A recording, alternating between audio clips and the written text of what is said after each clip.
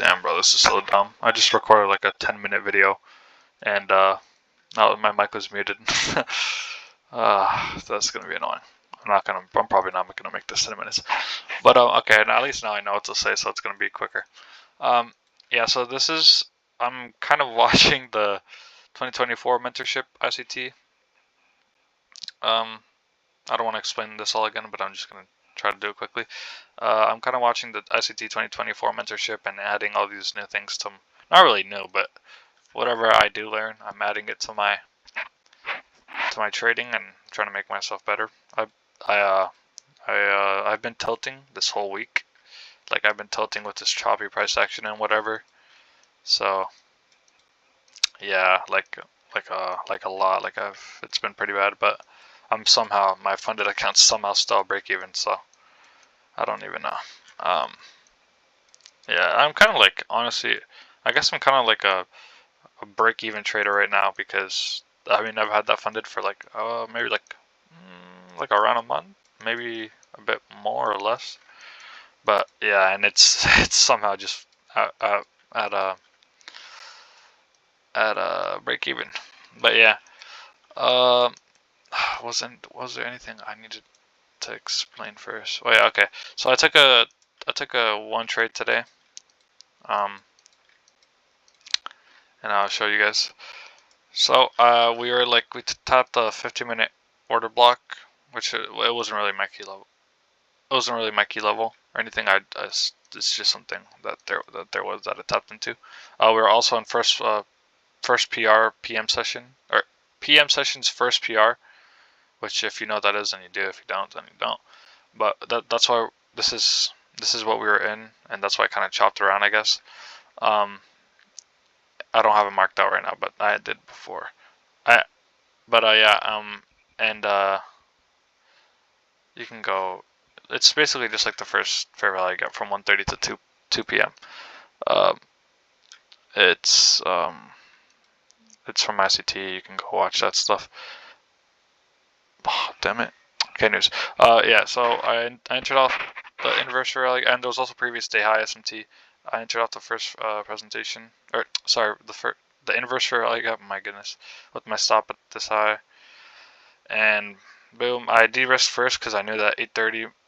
We also swept this buy side up here, but I knew that I de-risked first because I knew that 8:30 might want to come up higher and sweep me out. So I de-risked it, and it actually 8:30 opened up higher, and on ES it turtle souped these highs, made an SMT, which was very nice. And then we got this big displacement, and my idea was that I was gonna well, before this happened, I was gonna add more on this breaker, but we got this big displacement, and then it came up down here, and then it came up a bit. It didn't tap the breaker, but I knew it was heavy displacement, which I liked, so I just added 2 more micros here, and which kind of ruined my fill a bit, but it's whatever. And then yeah, I wasn't exactly at the breaker, I was a bit below the breaker, but yeah, and then I added 2 more breakers, and then it kept going lower and lower, and my first TP was here, and then my second TP was right there.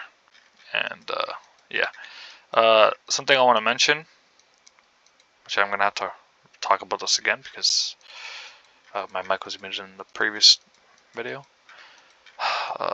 Where was it? Here? Yeah, okay.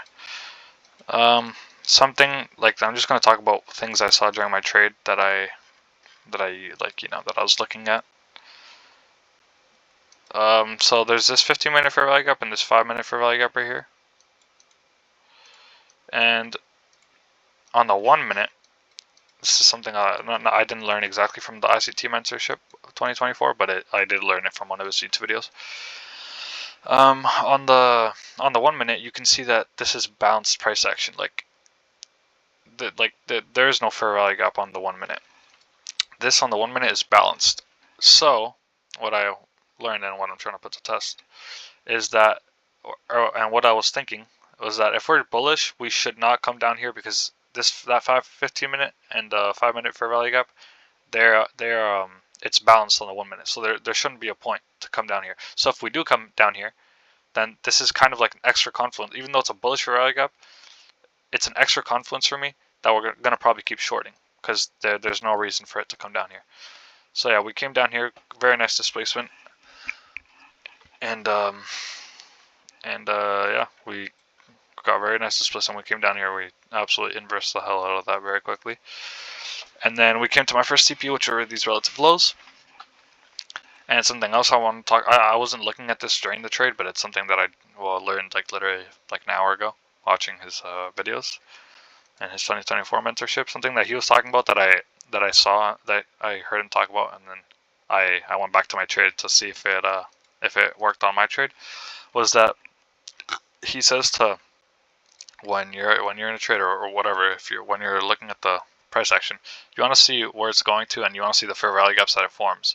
And here we swept this minor these relative lows, and we have this fair value gap formed right here that swept the lows, and you can see that it barely tapped the fair value gap, and that's honestly something you want to see, because it means that longs are super weak and shorts are much more stronger. Like it couldn't even tap into the CE, or consequent approachment of the encroachment of this fair value gap. It could barely tap into CE, which is something good. Like it just means longs are very weak. And yeah, it kept shorting. I went to my second TP, which was here. These relative lows, but I just chose the low-hanging fruit. And then it came down and then up, and then thankfully I got all here, because then it would have swept me out.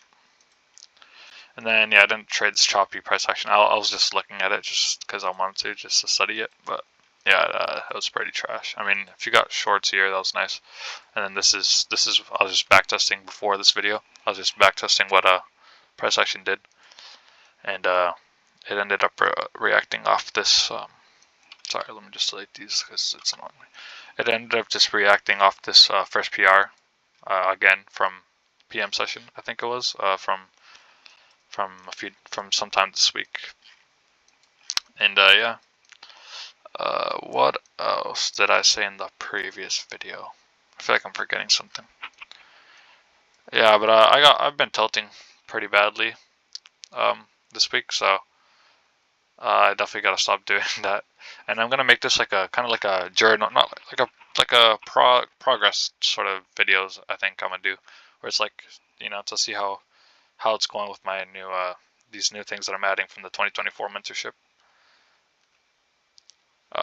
And yeah, I want to see how it goes. This was, I guess I'm just gonna call this like my first trade. It was basically my first trade with with using the 2024 mentorship things I've learned so far. I'm not done the mentorship, and I'm still watching it. So like every day is like a process, and hopefully I have the discipline, I guess, and the will to post these YouTube videos, no matter if it's a loss or a win, and just journal my process and stuff, and capture my process for the future. But yeah, I think that's it for me. I mean, I guess if you guys want to know what I'm kind of using, first PR is important. Relative lows and highs is important. NDOGs and NWOGs are important. I mean, these are some things that I've already been using, but that's just like what part of the mentorship is about. And something that I don't use at the moment, or I haven't used before, but I only started recently, is using opening what's it called? Opening range gaps, or the gaps that are formed in regular trading hours. I never really used, like I knew what they were, I just never really cared for them and used but they definitely do work, like from what I've seen. Like I literally just from to this week, you could see that they are important. I just never really used them from before. But yeah, I'll keep you guys updated with my progress and stuff. But yeah, that's it for today, guys. Thank you for watching.